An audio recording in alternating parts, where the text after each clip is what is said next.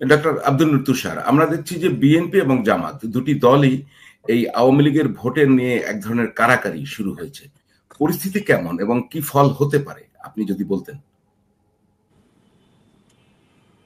প্রথমত বিওএলসির জরিপে যেটা হয়েছে 30%-এর বেশি লোক বলেছে যে তারা সিদ্ধান্ত নেয় নাই এবং 17% বলেছে যে তারা বলবে না।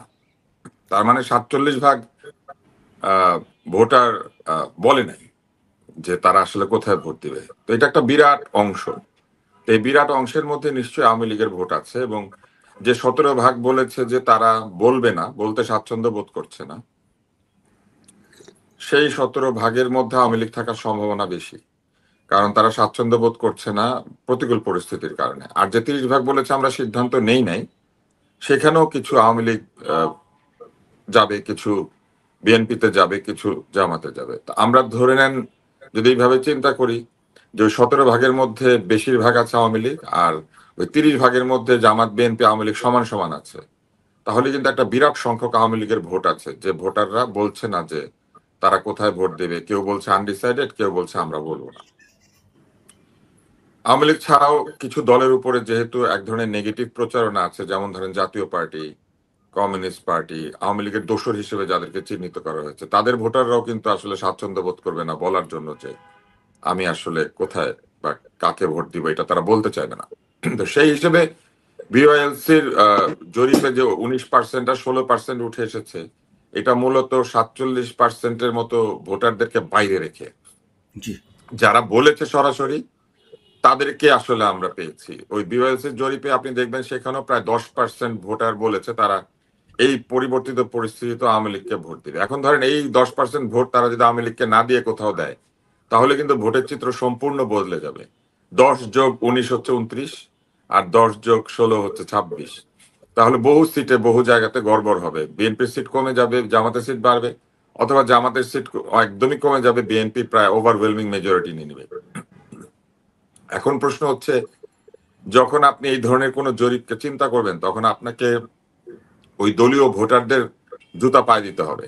তো আওয়ামী লীগের ভোটারদের দিক থেকে যদি চিন্তা করেন, এনসিপি যেসব সিটে প্রতিদ্বন্দ্বিতা করবে, যদি এনসিপি কোনো জোটে যায়, তাহলে আওয়ামী লীগ কি করবে? যেসব সিটে এনসিপির সঙ্গে ভোট বাটোয়ারা হয়েছে, সেই সব জায়গায় তারা এনসিপি কে কোনো ভোট দিবে না, এনসিপি যাতে না জিতে সেই চেষ্টা করবে। সেক্ষেত্রে তারা ওই সিটে স্ট্রংগেস্ট ক্যান্ডিডেটটাকে ভোট দিয়ে দিবে। মানে যেটা করা দরকার আর কি, যে এনসিপি যার কাছে হেরে যাওয়া নিশ্চিত, তাকে আরো ভালো করে হারিয়ে দেওয়া নিশ্চিত করবে তারা। অর্থাৎ ওই সিটে স্ট্রংগেস্ট ক্যান্ডিডেটকে আওয়ামী লীগের ভোটাররা ভোট দিবে। এরপরে যদি এরকম হয় যে যেখানে বিএনপি এবং জামাতের সরাসরি প্রতিদ্বন্দ্বিতা আছে, সেই সব জায়গাতে লোকাল দু একটি কেস বাদ দিলে আওয়ামী লীগের ভোটাররা যদি ভোট দেয়, তাহলে তারা বিএনপি কে ভোট দিয়ে দেবে। কারণ বিএনপি জিতলে তাদের জন্য রাজনীতি করাটা অধিকতর বেটার, কারণ বিএনপি একটা লিবারেল মধ্যপন্থী ডেমোক্রেটিক দল। সো একটা লিবারেল মধ্যপন্থী ডেমোক্রেটিক দলকে ক্ষমতায় রাখা আরেকটা দলের জন্য সবসময় ভালো, যে কোনো দলের জন্য ভালো, কারণ তারা লিবারেলিজমে বিশ্বাস করে, তারা মধ্যপথে থাকতে চায়, তারা গণতান্ত্রিক অধিকারগুলিকে মানে, তারা সুশীল সমাজের কথা চিন্তা করে, তারা শুধুমাত্র কোনো একটি ডক্ট্রিন চাপিয়ে দিতে চায় না, সেটা রিলিজিয়াস হোক অথবা ডেমোক্রেটিক হোক অথবা অন্য যে কোনো কিছু হোক, ওই দলের মধ্যে ডিবেটের সুবিধা আছে। তো সেই জন্য আওয়ামী লীগ কিন্তু ওইসব জায়গাতে বিএনপি কে বেছে নিবে। তাইলে কোন জায়গাতে আওয়ামী লীগের ভোট শুধু যে আমাদের বাক্সে যাইতে পারে, খুবই রেয়ার কেসে যাবে। যাবে শুধুমাত্র যেসব সিটে আওয়ামী লীগের মানে কর্মীরা বা ওই অঞ্চলের লোকের আক্রান্ত হয়েছে বিএনপি কে দিয়ে, সেই সব ক্ষেত্রে বিএনপি কে কষ্ট করতে হবে। প্রথম অবস্থায় চিন্তা করতে হবে যে আওয়ামী লীগের অনেক ভোটার ভোটই দিবে না, কারণ যারা জি। সারা জীবন নৌকায় ভোট দিয়েছে তারা অনেকে নৌকা না থাকলে ভোট কেন্দ্রে যাবে না। কিন্তু এরপরে যারা যাবে তাদের বেলায় কিন্তু এই তিনটা রুল অ্যাপ্লাই হবে। যেখানে এনসিপির সঙ্গে সিট বাটোয়ারা হয়েছে, সেখানে এনসিপি যাতে হারে সেটা তারা নিশ্চিত করবে। আর যেখানে সিট বাটোয়ারা হয় নাই, সেখানে বিএনপি এবং জামাতের মধ্যে থেকে সে মূলত বিএনপি কে বেছে নেবে যদি ভোট দেয়। আর তারপরে যদি এরকম হয় যে লোকালি বিএনপি তাদেরকে অনেক অত্যাচার করেছে, সেই সব ক্ষেত্রে অন প্রোটেকশন বা অন সিকিউরিটি প্রমিস তারা কিছু কিছু প্রার্থীকে ভোট দিবে। অধিকাংশ ক্ষেত্রে প্রার্থীর ব্যক্তিগত সম্পর্ক আওয়ামী লীগের ভোটারদের সাথে এই ক্ষেত্রে এক ধরনের নিয়ন্ত্রকের ভূমিকায় থাকবে। জি। আপনার নিশ্চয়ই মনে আছে, মির্জা ফখরুল ইসলাম আলমগীরের একটি বক্তব্য খুব সমালোচিত হয়েছিল, যে উনি মামলা তুলে নিবেন বলছেন। আসলে উনি কিন্তু দেশব্যাপী মামলা তোলার কথা বলেন নাই। উনি ওনার এরিয়াতে যে ভুয়া মামলাগুলি হয়েছে, উনি সেইটা বলেছেন যে আওয়ামী লীগের কর্মীদের বিরুদ্ধে ভুয়া মামলা হয়ে থাকলে আমার এরিয়াতে আমি সেগুলা তুলে নেওয়ার ব্যবস্থা করবো। অর্থাৎ তিনি কিন্তু স্পষ্ট একটা আপনার কথা। পলিটিক্যালি কারেক্ট কথা বলেছেন, কিন্তু উনি এটা কেন বলেছেন? উনি এটা এই জন্য আমি বলেছেন আমি যে এই স্পষ্ট ভুয়া বুঝতে পারছি। মামলাগুলি, জি তবে জি আমার জি, এই একটি ভুয়া প্রশ্ন, মামলাগুলি তুলে নিলে তাহলে উনি ভোট পাবেন, কিন্তু আওয়ামী লীগের ভোটগুলি উনি পাবেন। কিন্তু আমরা সর্বশেষ জরিপটা যদি ধরি ইন্টারন্যাশনাল রিপাবলিকান ইনস্টিটিউট IRI, তারাও যে জরিপ করছে সেখানেও এই যে বিএনপি এবং জামায়াতের মধ্যে ভোটের ফারাক কিন্তু খুবই কম। আপনি খেয়াল করবেন যে জামায়াতকে ভোট দিতে চায় 26.26 দিতে চান 26% মতো, আর আওয়ামী লীগকে হচ্ছে বিএনপি কে হচ্ছে 30%, এখানেও 4 ভাগ। আর আগের জরিপটি তরুণদের যদি বলি সেখানেও 3 ভাগ 4 ভাগ মাত্র ভোটের পার্থক্য রয়েছে। তো ফাহিম মাসুদ, আপনি বলেন যদি আওয়ামী লীগের ভোট ওদিকে নাই যায় তাহলে জামায়াতের এত ভোট বাড়ছে কিভাবে, মানে জামায়াত ভোট বাড়াচ্ছে কোথায়? জি, আমি সেই প্রসঙ্গেই তুষার ভাইয়ের ওইটার সাথে আপনার এই IRI জরিপের একটু কানেক্ট করতে চাই। তুষার ভাই কিন্তু বলেছে যে আসলে ভোটটা অনেক ক্ষেত্রেই লোকাল ইস্যু ভিত্তিক হবে। এখন লোকালি মানে আসলে এটা তো আসলে সবাই জানে, ইভেন বিএনপির লোকজনও স্বীকার করে যে এই যে ভুয়া মামলা বা 5ই আগস্টের পরে বিভিন্ন স্থানে চাঁদাবাজি, এগুলোর সাথে যে বিএনপির মানে তৃণমূল পর্যায়ের মাঝারি বা ছোট নেতারা জড়িত ছিল, এটা কিন্তু বিএনপির জন্য একটা কনসার্ন। তো এটা কিন্তু শুধুমাত্র কিছু অংশে না, এটা আসলে সারা দেশব্যাপী হয়েছে। আমরা যখন ঢাকার বাইরে যাই, ঢাকায় কিন্তু এই ব্যাপারটা অত বেশি আমরা বুঝি না, কিন্তু ঢাকার বাইরে যখন যাই তখন আমি যেরকম গত সপ্তাহে রাজশাহী গিয়েছিলাম, সেখানে একজন মানে মানে সংখ্যালঘুর একজন ড্রাইভার ছিল, সে আমাকে বলল যে মানে উনি কিন্তু বিএনপি দ্বারা আক্রান্ত হয়েছে, হ্যাঁ, কিন্তু উনি সবসময় আওয়ামী লীগের ভোটার। হ্যাঁ, তো এবং সে দেখা যাবে যে হয়তো এবার মানে আওয়ামী লীগের সাপোর্টার হয়েও বিএনপির দিকে ভোট দেওয়ার ব্যাপারে ইতস্তত থাকবে। তো এই ঘটনাটা কিন্তু আসলে হয়েছে, এখন কি পরিমাণ হয়েছে no one knows, but I am pretty sure that এর একটা ইম্প্যাক্ট কিন্তু এই নতুন জরিপগুলোতে, যেটা আপনি IRI জরিপটা বললেন যে মাত্র 4%-এর ব্যাপার, মানে ব্যাপারটা তো এরকম না যে আজ থেকে আমি যদি বলি যে 14 মাস আগে মানে অগাস্টের সময়ে যে জরিপগুলো করা হয়েছিল সেখানে কিন্তু তখন যদি ইলেকশন হতো বিএনপি একেবারে ল্যান্ডস্লাইড ভিক্টরি পেত, হয়তো প্রায় 50% ভোট পেয়ে আসতো। কিন্তু এই যে চেঞ্জ একটা হয়েছে এবং এই যে ভোটের ডিফারেন্সটা কমে আসছে, এটাকে শুধু আইডিওলজিক্যাল কারণে হঠাৎ করে বাংলাদেশের লোক যে জামাতের প্রতি, জামাতের আইডিওলজির উপরে বেশি বিশ্বাস হচ্ছে তা কিন্তু না। এটা কিন্তু গত 1-1.5 বছরের গ্রাউন্ড রিয়েলিটি থেকে লোকজন কিন্তু এক ধরনের ডিসিশন কিছুটা হলো মুভ করছে। বাট অফকোর্স বিএনপির যেই সলিড বেসটা আছে, তারা এখনো বিএনপির ব্যাপারেই আছে, এবং জামাতের যে সলিড বেসটা সেটাও জামাতের ব্যাপারেই আছে। বাট এইবারের IRI এর যে জরিপের সবচেয়ে উল্লেখযোগ্য জিনিস আমার কাছে মনে হয়েছে, একটা তো আপনি বললেনই যে পার্থক্যটা কমে আসছে বিএনপি এবং জামাতের, বাট আরেকটা হচ্ছে যে IRI এর এই জরিপে কিন্তু অন্যান্য যে আগের জরিপগুলো ছিল, এটা BYLC বলেন, ইনোভেশন বলেন, BIGD, ওইখানে কিন্তু জাতীয় পার্টি এত বেশি ভোট পায়নি, এখানে কিন্তু প্রায় 5%-এর মতো। তো আমার ধারণা যে যেটা তুষার ভাই একটু আগে বললেন যে কিছু, যেহেতু এইবারের IRI প্রশ্নতে আওয়ামী লীগকে অপশন হিসেবে দেওয়া হয়নি, সেজন্য আওয়ামী লীগের একটা ভোট, আওয়ামী লীগের একটা সিগনিফিকেন্ট অংশ ভোট, হয়তো আওয়ামী লীগের অলমোস্ট 1/3 বা প্রায় 40% ভোট কিন্তু হয়তো তারা জাতীয় পার্টির ক্যান্ডিডেটকে দিবে, কারণ তার ব্যালটে তো এবার নৌকা তারা এক্সপেক্ট করছে না। বাট এই IRI এর এই সার্ভেতে আমার কাছে মনে হয় সবচেয়ে বেশি খুশি হওয়ার কারণ কিন্তু আসলে এনসিপির। আমরা আসলে অনেকেই কিন্তু NCP K almost kind of right of করে দিয়েছিলাম গত মানে ডাকসু ইলেকশনের পরে, তাদের একটা ভরাডুবি হলো। কিন্তু এই জরিপে কিন্তু দেখা যাচ্ছে যে তৃতীয় বৃহত্তম দল, মানে প্রায় 6%, মানে টোটাল যারা বলেছে মানে সেটা হিসাবে করলে প্রায় 7-8% কিন্তু তারা আছে। তো এরকম একটা that means they are a kind of factor, মানে তারা হয়তো অন্য কারোর সাথে জোটে গেলে সেটা টোটাল ইলেকশনের রেজাল্ট কিন্তু পাল্টে যেতে পারে, বা তারা যদি নিজেরাও যদি আলাদা করে তখন ওর কার ভোট সে বেশি কাটবে, সে কি বিএনপির ভোট বেশি কাটবে নাকি জামাতের ভোট বেশি কাটবে, সেটাও কিন্তু আসলে রেজাল্টে ইম্প্যাক্ট করবে। তো অতএব আমার কাছে মনে হয় যে সবচেয়ে বেশি খুশি যদি হওয়ার এই জরিপের, সেটা আসলে এনসিপির হওয়ার কথা। IRI এর জরিপে একটি কথা কিন্তু আছে, যদি আগামী সপ্তাহে ভোট হয়, ডাক্তার আব্দুল নূর তুষার, যদি আগামী সপ্তাহে ভোট হয়, আমি সেইখান থেকেই বলি যে তাহলে জামায়াতের এই ভোটগুলো কোত্থেকে আসছে জরিপ অনুযায়ী, বাস্তবে কি হবে সেটা তো ভোটই। জামায়াতের আপনারা যদি সেই 2008 সালের ইলেকশন ধরেন, সেখানে আমি সেটাকে ধরছি এই কারণে, কারণ ওই নির্বাচনে তো জামায়াত আলাদা ভোট করেছিল এবং আপনার সেখানে আপনার একটা আমরা মনে করি যে সব দল অংশগ্রহণ করেছিল। তো সেইখানের ভোট যদি দেখেন যে আমাদের ভোট তো খুবই কম, আপনার কয়েকশো, আপনার কত 4.7%। তো সেখান থেকে তারা এত এগিয়ে যায় কিভাবে? এই ভোটগুলো কোত্থেকে আসে? নিশ্চয়ই ধরেন বিএনপির ভোট আসেনি, নিশ্চয়ই এনসিপির ভোট অন্য জায়গা থেকে তো যাবে। তা এখানে কি আওয়ামী লীগের ভোট ঢোকেনি বা ঢুকবে না? না, জামাতের ভোটের মধ্যে আওয়ামী লীগের ভোট ঢুকে নাই। এটা ঢুকলেও খুবই সামান্য। হয়তো এরকম ঢুকতে পারে যে যারা জামাতে ইসলাম করতেনি আওয়ামী লীগের মধ্যে লুকিয়েছিলেন বা আওয়ামী লীগের একটা ছদ্মবেশে ছিলেন, এরকম কিছু ভোট ছাড়া আসলে সরাসরি আওয়ামী লীগের পক্ষে জামাতে ঢোকা খুব কঠিন। কেননা আওয়ামী লীগ তার বৃহৎ রাজনৈতিক প্রতিপক্ষ হিসেবে জামাতকে মনে করেছে সবসময়, এবং শুধু রাজনৈতিক নয়, তারা তাদেরকে আদর্শিক প্রতিপক্ষ মনে করেছে। কারণ আওয়ামী লীগ মুক্তিযুদ্ধের কথা বলতো, মুক্তিযুদ্ধ নিয়ে প্রচুর প্রচারণা চালাতো, এখনো বলে তারা যে তারাই মুক্তিযুদ্ধের সোল এজেন্ট। তো সেই হিসেবে তাদের পক্ষে জামাতে ভোট দেওয়াটা বা জামাত হয়ে যাওয়াটা বেশ কঠিন, যদি না এমন কেউ থাকেন যে তিনি আগে থেকেই জামাতের সঙ্গে সংশ্লিষ্ট, আওয়ামী লীগ সেজে বসেছিলেন। এটা ছাড়া খুব কঠিন। তবে আইআরআই যে জরিপ, এটা আমাকে মাঝে মাঝে খুব ভাবায়। 2023 সালে আইআরআই জরিপ করে বলেছিল যে শেখ হাসিনার চেয়ে জনপ্রিয় কোনো নেতা বাংলাদেশে নাই। তো আইআরআই তো এরকম বলে।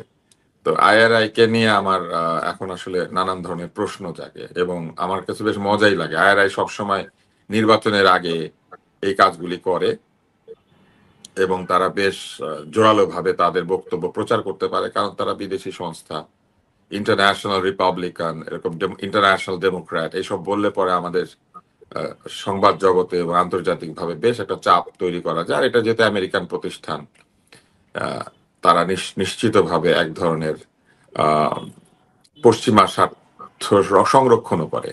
এইটা তারা যদি অস্বীকার করে, এইটা সঠিক হবে না। তা আমার অতটুকুই বলার আছে যে আপনি যদি মনে করেন যে এই জরিপগুলি হচ্ছে বাংলাদেশের ভোটের প্রকৃত চিত্র, তাহলে আমার মনে হয় না যে সেইটা খুবই সঠিক হবে। আইআরআর জরিপটা আমি পুঙ্খানুপুঙ্খভাবে দেখতে পারি নাই, ফলে আমি ওইভাবে গভীর মন্তব্য করতে পারবো না। তবে একটা বিষয় থাকে, এসব জরিপে যারা অংশ নেন তাদের একটা মিনিমাম শিক্ষাগত অবস্থান থাকে সাধারণত, এবং তাদের খানা মানে বা যে ক্লাস্টারে তাদেরকে সিলেক্ট করা হয় বা যে সিস্টেমে তাদেরকে সিলেক্ট করা হয়, এইসব জায়গাতেও কিছু কিছু সিলেকশন বায়াস অনেক সময় থেকে যায়। তো এই জন্য এটা বলা কঠিন। যেমন ধরেন, আমি আপনাকে একটা সহজ উদাহরণ দেই।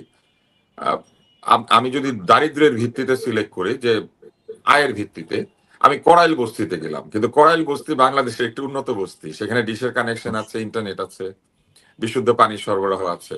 তখন করাইল বস্তি দিয়ে বাংলাদেশের বস্তিবাসীকে বিবেচনা করা যাবে না। তো এইরকম আর কি। কাগজে কলমে করাইলো একটি বস্তি, সেখানে বস্তিবাসী আছে, সেখানে তারা একটা দারিদ্র্য সীমার নিচে পড়ে, তাদের বাড়ি ঘর নাই, তারা বস্তিতে থাকে। কিন্তু যদি আপনি জীবনযাত্রার মান দিয়ে বিবেচনা করেন, তাহলে দেখবেন যে করাইল বস্তি বাংলাদেশের একটি উন্নত বস্তি। তো এইরকম আর কি। তো এই জন্য এই জরিপগুলি সবসময় 100% কারেক্ট হয় না। অনেক সময় জরিপ করার প্রয়োজনে তারা জরিপের শর্তগুলিকে স্যাটিসফাই করেন, কিন্তু প্রকৃতপক্ষে সেই শর্ত স্যাটিসফাই করতে গিয়ে তারা কিন্তু জরিপটাকে দুর্বল করে ফেলে। যেমন আমি কোনোভাবেই বুঝি না যে বাংলাদেশের সবচেয়ে জনপ্রিয় নেতা যদি শেখ হাসিনা হয়ে থাকেন, তাহলে একই সঙ্গে সবচেয়ে জনপ্রিয় নেতা ডক্টর ইউনূস হইতে পারেন না কিন্তু। কারণ ডক্টর ইউনূসের অবস্থান হচ্ছে একেবারে শেখ হাসিনার বিপরীতে। তো এইটা খুবই কঠিন, এবং তখনও শেখ হাসিনার অ্যাপ্রুভাল 70%-এর কাছাকাছি ছিল। এখনো ডক্টর ইউনূসের অ্যাপ্রুভাল 70%। তার মানে যে 70% শেখ হাসিনাকে ভোট দিয়েছিল তারা ঘুরে গিয়েছে, জরিপে যারা তাকে সবচেয়ে জনপ্রিয় বলেছিল তারা ঘুরে গিয়েছে, নাকি ভয়ে বলেছিল? মানে এগুলো অনেক প্রশ্ন আসবে, বুঝছেন? তো ভয়ে যদি কোনো জরিপ হয়ে থাকে, তাহলে সেই জরিপ তো ত্রুটিগ্রস্ত ছিল। তো এরকম ত্রুটিপূর্ণ জরিপ তারা 2023 সালে কেন করেছিল আইআরআই? তো এইসব প্রশ্ন আসবে। তো সেই কারণে আমার কাছে মনে হয় যে জরিপে এত বিশ্বাস না করে আমাদের বরং ভোটের দিনের জন্য অপেক্ষা করা উচিত। তবে একটা বিষয় আমি বলতে পারি, সেটা হচ্ছে যে ভোটের বাক্সে যতই জল্পনা কল্পনা করেন, সহজ উপায় হচ্ছে বোঝা। আওয়ামী লীগের ভোটাররা এনসিপি কে ভোট দিবে না কোনোভাবেই, এবং আওয়ামী লীগের ভোটাররা যেখানে এনসিপি আছে সেখানে এনসিপি কে হারানোর চেষ্টা করবে। ফলে যেই জোটে এনসিপি কে নেওয়া হবে, ধরে নিতে হবে যে ওই 10টা সিটে আওয়ামী লীগের ভোটাররা, বা 20টা সিটে বা 25টা 50টা সিটে হোয়াট এভার যেই সিটি তারা পায়, ওই সব সিটে আওয়ামী লীগের ভোটাররা জরুরি ভিত্তিতে এনসিপি কে পরাস্ত করার চেষ্টা করবে। আর দ্বিতীয় হচ্ছে, সারা দেশে আওয়ামী লীগের ভোটাররা জামাতকে বাদ দিয়ে যেখানে জামাতের বিরুদ্ধে স্ট্রঙ্গার অপোনেন্ট আছে সেখানে স্ট্রঙ্গার অপোনেন্টের কাছে চলে যাবে। আর যে সম্ভাবনার কথা অনেকে ভেবেছেন যে জাতীয় পার্টির ভিতর দিয়ে আওয়ামী লীগ রাজনীতি করে ফেলবে, জাতীয় পার্টির ভেতর দিয়ে আওয়ামী লীগের ভোটাররা দাঁড়িয়ে যাবে, এটা খুবই কষ্ট কল্পনা। এই জন্য যে জাতীয় পার্টির মার্কাটা পপুলার না। জাতীয় পার্টিকে বহু বছর আগে থেকে এবং এখনো মানুষ এক হচ্ছে আওয়ামী লীগের পেটোয়া দল মনে করে, আর তার আগে এটাকে স্বৈরাচার মনে করে। ফলে জাতীয় পার্টির মার্কায় কোনো সুস্থ ভোটার ভোট দেবে না। ফলে যেটা ঘটবে, জাতীয় পার্টির মার্কা নিয়ে আওয়ামী লীগ দাঁড়ালে আওয়ামী লীগ নিজেই নিজের পরাজয় সেখানে সুনিশ্চিত করবে, কেননা সাধারণ ভোটাররা তখন এই জাতীয় পার্টিকে হারিয়ে দেওয়ার জন্য মোটামুটি সমস্ত ভোট শক্তিশালী ক্যান্ডিডেটকে দিয়ে দিবে। যেই 30% বিওএলসি তে বলেছে যে আমরা এখনো সিদ্ধান্ত নেই নাই, সুইং ভোট টোটালি জাতীয় পার্টির বিপক্ষে চলে যাবে যদি জনতা টের পায় যে আওয়ামী লীগ এই জাতীয় পার্টির ভিতর দিয়ে নিজের চেহারা দেখানোর চেষ্টা করছে। এবং সেটা আওয়ামী লীগের জন্য দুঃখজনক হবে খুবই, যে বিড়াল আপনি পেলেছিলেন সেই বিড়ালের ঘরে গিয়ে আপনি আশ্রয় নিয়েছেন, নিজেকে বাগদাবি করে আপনি এখন বিলাইয়ের ঘরে আশ্রয় নিচ্ছেন। মানে এটা খুবই একটা অদ্ভুত অবস্থা হবে আওয়ামী লীগের জন্য। আওয়ামী লীগের রাজনৈতিক ক্ষতি আরো বাড়বে যদি আওয়ামী লীগ এভাবে লুকিয়ে ইলেকশন করার চেষ্টা করে। খুবই স্পষ্ট আপনার বক্তব্য। তো Fahim Masur Bangladesh youth leadership centre, সেখানে একটু আগেই প্রথম দিকে ডাক্তার আব্দুল নূর তুষার বলেছেন যে 30% সিদ্ধান্ত নেয়নি, 17.7% পছন্দের দলের নাম জানাচ্ছে না। মনেই করছি তারা প্রকাশ করতে চান না বা ভয়ে বলছেন না 30%। তো আমরা যদি দেখি এখানে 47.7% কোথায় ভোট দেবে সেটা জানে না। আমরা যে শতাংশগুলো হিসাব করি এটা কিন্তু তাদের বাইরে, যে আওয়ামী লীগ বিএনপি অথবা জামায়াতের যে ভোটের খুব কাছাকাছি রেশিও, এই 47% বা 48% কিন্তু তার বাইরে। তাহলে এর ভিতরে তো আওয়ামী লীগের ভোট রয়েছে ফাহিম মাসুর। তো আপনি কি মনে করেন জামাত এখান থেকে পাবে না? মানে ডাক্তার আব্দুল নূর তুষার কিন্তু মনে করেন না, জামাতের এখান থেকে পাওয়ার সম্ভাবনা খুব কম। না, আমি আসলে প্রথমত বিওয়াইএলসি বা ইনোভেশনের জরিপে এটা ঠিক যে প্রায় অলমোস্ট অর্ধেক লোক যারা সার্ভেতে পার্টিসিপেট করেছিল তারা বলার ব্যাপারে আগ্রহী না। আমি এটা অবশ্য মানতে রাজি না যে কেউ ভয়ে তারা বলবে না, অনেক কারণেই। মানে আমি যদি আপনাকেও এখন জিজ্ঞাসা করি বা কেউ আমাকেও জিজ্ঞাসা করে আপনি কাকে ভোট দিবেন, আমার তো ভয় নাই, আপনারও ভয় নাই, কিন্তু তারপরেও কিন্তু আমরা ব্যক্তিগত কারণেই আমরা হয়তো বলবো না। তো সেই জায়গাটাতে অনেকেই ব্যক্তিগত কারণে বলে না। তো বাট আমি আসলে এইবারের কিন্তু আইআরআই ক্ষেত্রে সেই অংশটা কিন্তু কম, সেটা কিন্তু অনলি 22% যে তার যারা বলতে চাচ্ছে না। তো সেই অর্থে এবারের আর আগের জরিপগুলোর মধ্যে একটা পার্থক্য আছে। বাট আমি আবারও যদি এই আলোচনাটা হয়েছে, আমি মনে করি না যে আসলে যারা বলছে না বিভিন্ন কারণে তাদের বেশিরভাগই আসলে আওয়ামী লীগের ভোট, এক নম্বর ব্যাপার। আর তাদের এই আওয়ামী লীগের ভোট যে আসলে মানে বিএনপি ছাড়া বা এনসিপিতে কেউ গেলেই তারা মানে মানে এনসিপিকে ঠেকানোর চেষ্টা করবে, আমি এখনো আসলে ওটাতে খুব একটা কনভিন্স না। আমার কাছে মনে হয় যে বাংলাদেশের আমরা of course we are a very political nation, আমাদের সবারই এক ধরনের পলিটিক্যাল অপিনিয়ন আছে, কিন্তু আপনি যদি সারা বাংলাদেশে পার্টিকুলারলি গ্রামে বা মানে ইভেন মফস্বল শহরগুলিতে যান, ওখানে কিন্তু দেখবেন লোকাল ফ্যাক্টরগুলো অনেক স্ট্রং। লোকাল কোন নেতা কতটুকু সৎ, কতটুকু তার, সেটা ঠিক আছে। আমি একটু স্পেসিফিক জানতে চাচ্ছিলাম যে জামায়াত আওয়ামী লীগের ভোট টানবে কিনা। আমার কাছে মনে হয় যে সিচুয়েশন যা এসেছে এবং জামাত যেভাবে হয়তো ইভেন আপনি কয়েকদিন আগে দেখলেন যে জামাত সংখ্যালঘু ক্যান্ডিডেটদেরকেও নমিনেশন দিচ্ছে, এগুলি কিন্তু করা হচ্ছেই বেসিক্যালি আওয়ামী লীগের ভোট টানার জন্য। এবং অনেক লোকাল জায়গাতেও কিন্তু তারা দেখা যাচ্ছে যে আওয়ামী লীগের যে ছিল, আওয়ামী লীগের সাথে খুব ভালো সম্পর্ক ব্যক্তিগত বা পারিবারিক পর্যায়ে, এরকম লোকজনকে কিন্তু তারা আসলে নমিনেট করছে। তো আমার কাছে মনে হয় যে অফকোর্স এটা রাজনীতিতে এরকম থাকবেই। তো একেবারেই আওয়ামী লীগের ভোট মানে জামাত বা এনসিপি কেউ পাবে না, আমি আসলে ওটাতে এখনো কনভিন্স না। আমার মনে হয় হ্যাঁ, এটা আমি মানতে রাজি আছি যে আওয়ামী লীগের ভোটের একটা বড় অংশ বিএনপি পাবে, হয়তো এটা 50% বা একটু বেশি হতে পারে, বাট 100% ভোট আওয়ামী লীগের ভোট জামাত বা বিএনপির এখান থেকে কেউই পাবে না। সরি, জামাত বা এনসিপি কেউ পাবে না, সেটা আমাদের ফিল্ড স্ট্যাটিস্টিক্সও বলে না, সার্ভেও বলে না, এবং যখন আমরা কথা বলি ঢাকার বাইরে সেখান থেকেও কিন্তু ব্যাপারটা আসে না। জি, ডাক্তার আব্দুল নূর তুষার, একটা ইন্টারেস্টিং কেস রয়েছে। ভোটের হিসাব বাদ দিয়ে যদি পছন্দের হিসাবে, সেখানে কিন্তু এই যে এই যে জরিপটার কথা বললাম, ইয়ুথ লিডারশিপ সেন্টার, সেখানে কিন্তু পছন্দের শীর্ষে কিন্তু জামায়াত ইসলামী, তারপরে ওটা আইআরআই কথা বলছেন, আইআরআই কথা বলছেন যে পছন্দের শীর্ষ যেটা নাকি? হ্যাঁ, পছন্দের শীর্ষে কিন্তু জামায়াত ইসলামী, আইআরআই যেটা বলছে। সেকেন্ড পজিশনে কিন্তু বিএনপি, থার্ড পজিশনে কিন্তু আওয়ামী লীগ, নিষিদ্ধ যার কার্যক্রম আইআরআই এর জরিপে যেটা বলা হচ্ছে। এবং এই বিষয়টি কি মিন করে? একটু আমি বলি, থার্ডে কিন্তু আসলে এনসিপি আছে, আওয়ামী লীগ কিন্তু এনসিপি, থার্ড এনসিপি, আর 25% হচ্ছে এর জন্য, আওয়ামী লীগের জন্য। জি,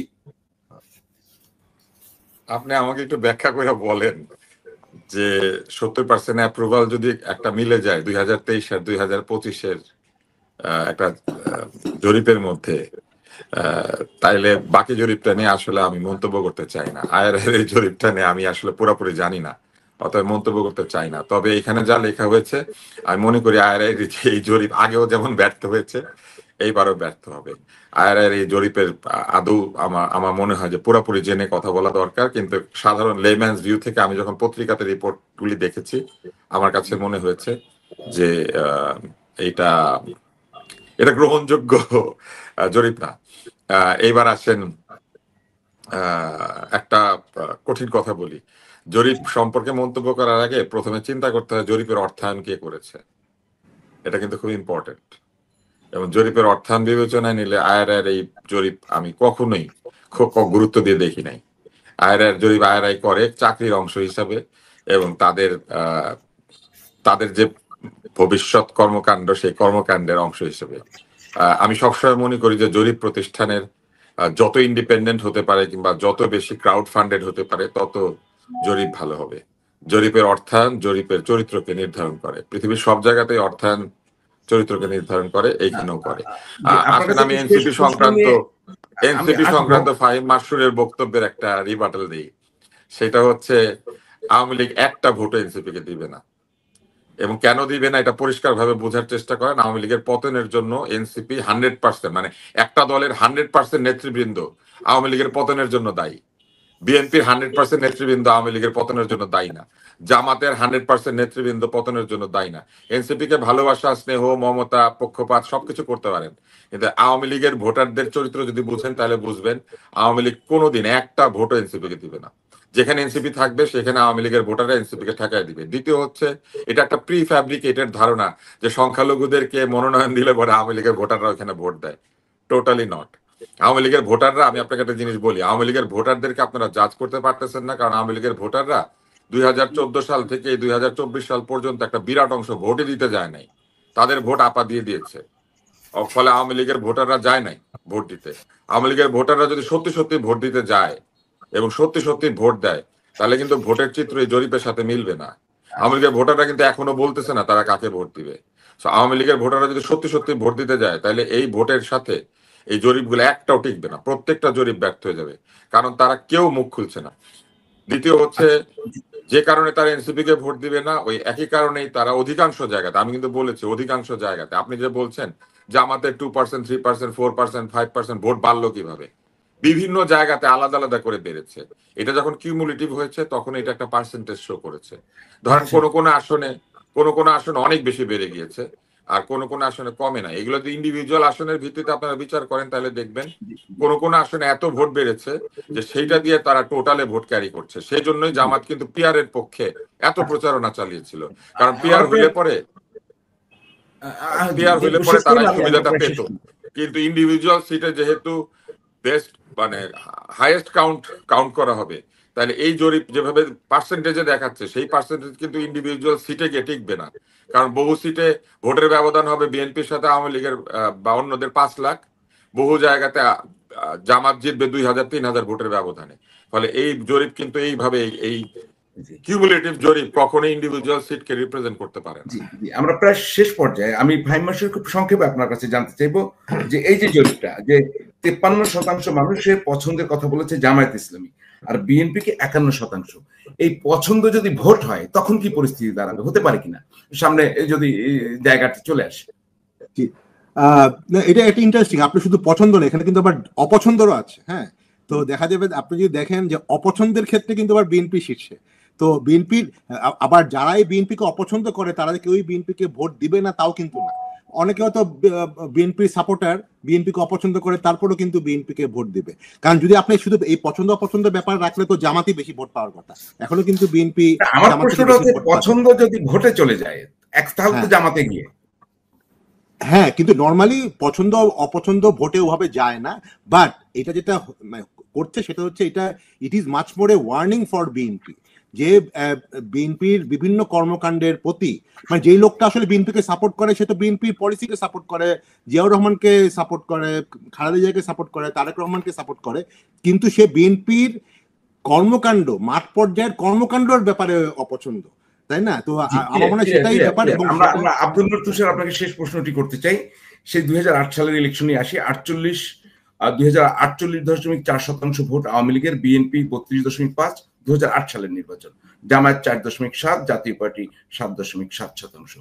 আমি আপনাকে প্রশ্ন করতে চাই, আপনার ধারণা এই জরিপে যা আমরা দেখছি বিএনপির এখন কতটুকু, আওয়ামী লীগের কত শতাংশ ভোট আছে, এবং তারা কোনো ডিসাইসিভ ফ্যাক্টর আগামী নির্বাচনে হচ্ছে কিনা একদম সংক্ষেপে জানতে চাই। এটা আমি বলতে পারবো না, এই জন্য যে 8 সালের পর থেকে বাংলাদেশের জনসংখ্যার ডাইনামিক্স পর্যন্ত চেঞ্জ হয়ে গেছে। 8 সালে যার বয়স 2 বছর ছিল সে এই বছর ভোট দিবে। সো সে কিন্তু তার পুরো ভোটের ডিসিশনটা নিয়েছে আওয়ামী লীগের গত 16 বছরের শাসনের উপর ভিত্তি করে। সে আর কারো শাসনও দেখে নাই, অন্য নেতাদের সম্পর্কে তার তেমন কোনো ধারণাও নাই। ফলে তাহলে এই তাদের যে ভোট আছে সেটা আগামী নির্বাচনে কোনো একটা দলের কাছে যদি ওভারঅল প্রত্যেক সিটে 5% ভোট থাকে তাহলে কিন্তু সে পুরো ভোটের ডাইনামিক্স চেঞ্জ করে দিতে পারে। কেননা সাধারণত সংসদ নির্বাচনে যে ক্যান্ডিডেটরা প্রতিদ্বন্দ্বিতা করেন তাদের মধ্যে ভোটের ব্যবধান কতটুকু হয়? সাধারণত ভোটের ব্যবধান হয় মানে 2 থেকে 5-6 হাজারের মধ্যে। তো অধিকাংশ সিটে কিন্তু হ্যাঁ, তো এই 2 থেকে 5-6 হাজার ভোটার। এবার আপনি চিন্তা করেন গড়ে আমাদের প্রতিটি আসনে 4 লক্ষ ভোটার আছে। 4 লক্ষ ভোটারের 5% মানে কত? 20,000 ভোট। ফলে এই 20,000 ভোট কিন্তু এনি টাইম ভোটের ডাইনামিক্স চেঞ্জ করতে পারে যদি সবাই যায়। এবং যেখানে 5 থেকে 10,000 ভোটের ব্যবধান থাকে সেখানে শুধু 10,000 ভোট অন্যদিকে পড়লে এই পক্ষ কিন্তু 20,000 ভোটের ব্যবধানে হারে। তো এই জন্য মনে রাখতে হবে যে 5% ভোট যদি আপনি ওভারঅল প্রত্যেক সিটে রাখতে পারেন আপনি কিন্তু ডিসাইসিভ ফ্যাক্টর হয়ে যাইতে পারেন যদি হাড্ডাহাড্ডি লড়াই থাকে সেই সব সিটে। সাধারণত আমাদের মতো সংসদ নির্বাচনে অন্তত 2/3 সিটে হাড্ডাহাড্ডি লড়াই হয়। তাহলে কিন্তু আওয়ামী লীগের কাছে 10% ভোট এখনই আছে বলে জরিপগুলি বলেছে। তাহলে 10% vote can B A decisive factor for any party.